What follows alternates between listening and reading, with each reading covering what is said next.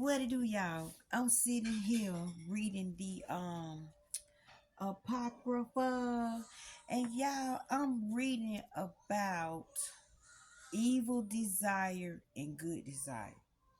Evil desire and good desire. Y'all really don't know what evil desire is and what evil desire does. Evil desire is the one that turn you over to the old boy with the cloak and coming to get you and take you on the glory.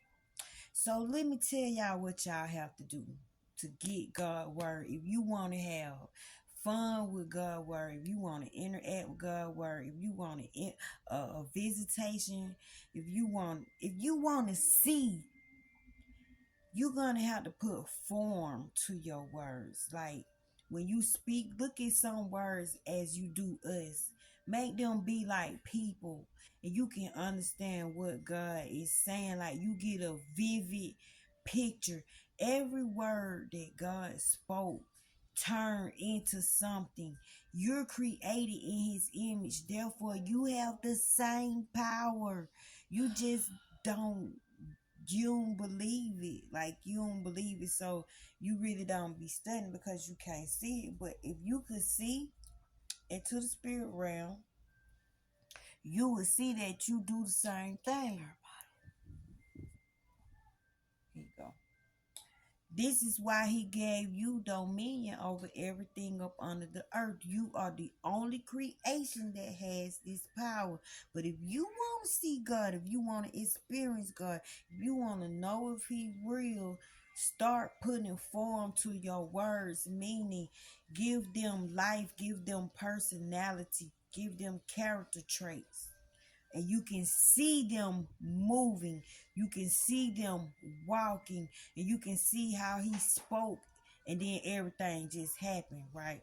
Listen to this. This is about evil desire and good desire, and this is from the chapters that they said y'all couldn't read. They said this wasn't the word of God. This the part they decided to take out because they ain't want y'all to know, right? But listen to this. Remove yourself from all evil desire and clothe yourself in the desire which is good and holy. For clothed with this desire, you shall hate evil desire and shall bridle and direct it as you wilt. And let me tell y'all something. When it say clothed, the reason I'm telling y'all to put form to your words, because in reality, you're not this body, you are this spirit inside of you. So you choose words and act out their behaviors. And this is how you give us an identity to identify you. You choose words that you choose valuable, and you act out their behaviors. So whenever you hear in the word of God, clothe thyself, it's talking to the spirit, man. Don't think about this flesh. That's why I'm telling you, take the words and put form to them, because that's what they do. Okay? Okay. For the evil desire is wild and tamed with difficulty, for it is terrible, and by its wildness is very costly to men. More especially if a servant of God get entangled in it and have no understanding.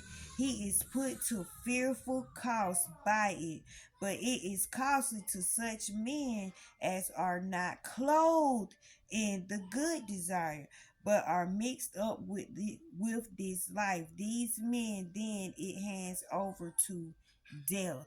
When you don't have good desire in you, and all your desire is leading you down the bad path, you eventually, it's like you ask for it and you hand yourself over to DED dude.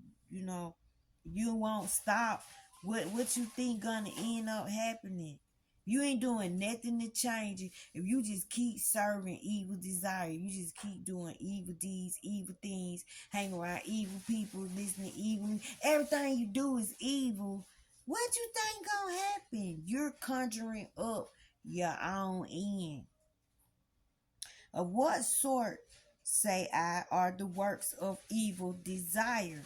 Listen to what they say evil desire is, the works of it, which hand men over to death. Make them known to me that I may hold aloof from them. Listen, said he, through what the works of the evil desire brings death to the servants of God. Before all is desire for the wife or husband of another. God don't play about marriage. He said above all. This the first thing. This the first thing he named it in evil desire. Don't long for another man's wife or another woman's husband, and for extravagance of wealth, and for many needless dainties, and for drinks and other luxuries, many and foolish. For even luxury is foolish and vain for the servants of God. And that's them people who like to flash their stuff, buy big stuff, more stuff than you need. You one person, but you live in a 50-bedroom house. You know what I'm saying? You drive 15 cars. You know, that's what he mean, the extravagance of wealth and the dainties, the foolishness. You going and spend $1 million for a candy bar when it's so many other good desires, good deeds and stuff that you can do. You see what happens when they start flexing and flogging? Somebody that's hungry, somebody in survival mode, somebody that's greedy, somebody that's jealous, somebody that don't like their life the way it's going, come after them, and what happens to them? They end up being DED. It says, these desires then are evil and bring death to the servants of God.